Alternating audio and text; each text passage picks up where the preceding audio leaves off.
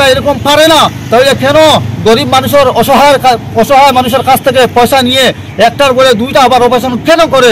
সেটা আমার আপনাদের কাছে অনুরোধ। আমি অতি সত্ত্বে আমি এই ডাক্তারকে গ্রেফতারের জন্য আমি আবেদন করছি। আপনারা অতি সত্ত্বে এইরকম ডাক্তারকে গ্রেফতার করেন। গুয়াহাটিতে চিকিৎসাধীন অবস্থায় মৃত্যু রোগীর। করিমগঞ্জের এক প্রাইভেট হাসপাতাল এবং চিকিৎসকের বিরুদ্ধে গাফিলতির অভিযোগে মামলা দায়ের স্বজনদের। চিকিৎসকের পাল্টা দাবি, গাফিলতির অভিযোগ সম্পূর্ণ ভিত্তিহীন। চিকিৎসকের মতে গাঁটের টাকা খরচ করে মানুষ মারার জন্য তিনি বা কেউই চিকিৎসক হননি। এই রোগীও এইচআইভি পজিটিভ ছিল এবং রোগীর সার্বিক পরিস্থিতি মোটেই সুবিধাজনক ছিল না, তা স্বজনদের জানানো হয়েছিল। এরপরও মামলা যখন হয়েছে, নিশ্চয়ই তদন্ত হবে। গাফিলতি যদি প্রমাণিত হয় তবে আইন আদালত যে সাজা দেবে মাথা পেতে নেব বলে মন্তব্য করেন চিকিৎসক। হতভাগ্য মহিলার স্বামী চিকিৎসকের গাফিলতিতে তার স্ত্রীর অভিযোগে আদালতে দায়ের করা মামলাটি তদন্তের জন্য নিলামবাজার থানায় পৌঁছেছে। হাসপাতাল কর্তৃপক্ষের দাবি, চিকিৎসা সেবার গাফিলতি থাকলে যে কেউ আইনি লড়াইয়ে যেতে পারে, তবে এই রোগীর স্বজনদের কোনো কুচক্র বিভ্রান্তি করে আদালতে তুলেছে। অভিযোগের বর্ণনায় জানা যায়, পাথারকান্দি থানার হৈতরখালের বাসিন্দা গিয়াসউদ্দিন তার স্ত্রী জাসমিনা বেগমকে শারীরিক অসুস্থ অবস্থায় বিগত 25 নভেম্বর নিলামবাজার থানা এলাকার বেসরকারি জীবনজ্যোতি হাসপাতালে ভর্তি করা হলে ডক্টর সেলিম উদ্দিনের তত্ত্বাবধানে চিকিৎসা হয়। তখন পরীক্ষা নিরীক্ষায় এই রোগী এইচআইভি পজিটিভ ধরা পড়ে এবং সেখানে গোল ব্লাডার স্টোন ও টিউমার অপারেশন করা হয়। রোগী মহিলার স্বামীর অভিযোগ, তাকে স্টোন ছাড়া টিউমার অপারেশনের বিষয়টি আগে জানানো হয়নি।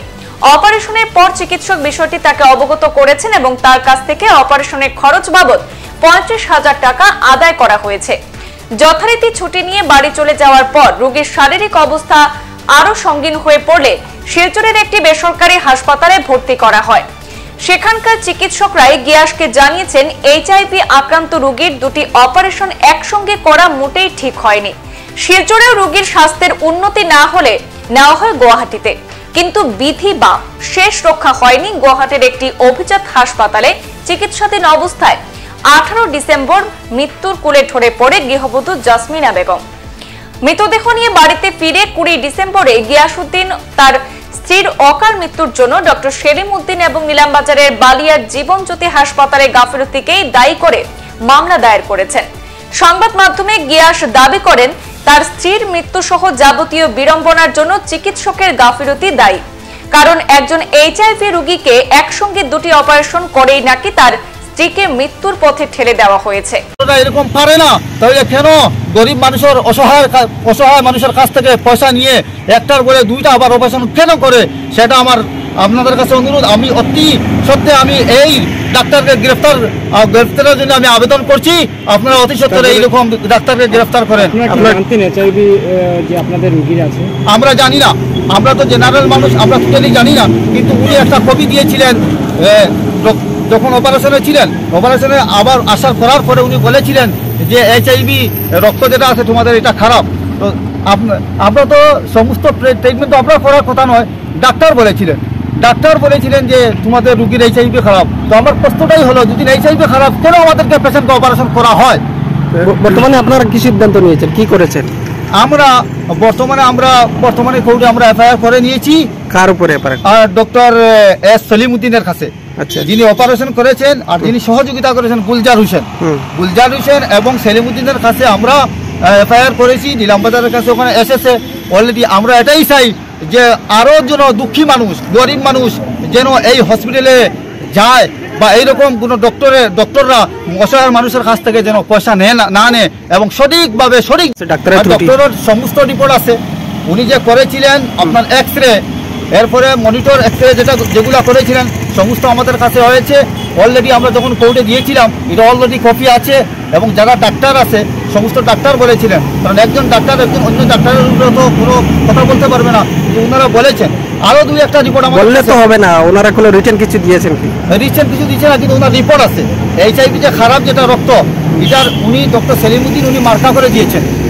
হ্যাঁ, নিজের হাতে মার্কা করে দিয়েছে, তারা নিজের হাতে দিয়েছে। প্লাস আরও তারার এখানে আমার উকিল লিয়া যাওয়ার পরে তারার এখানে যাওয়ার পরে কমপ্লেন লিয়া যাওয়ার পরে আরও ঠেলা ধাক্কা করে তারার নিচে যেগুলো আছে ডাক্তারের নিচে যেগুলো আছে আমার রুগীর পেশেন্টের বেশি অসুস্থ খারাপ আমি সবসময় যাই তারার কমপ্লেন দেই তারা আরও উল্টাপাল্টা আপনার মানে চাই মারতো চায় কয় তোমরা রুগী এমনিও ভালো হইব এটা আসানক রুগী লইয়া আইসো নি তোমরা ওরকম কয় তারা কোন জায়গা এই জীবনজ্যোতি হসপিটালে।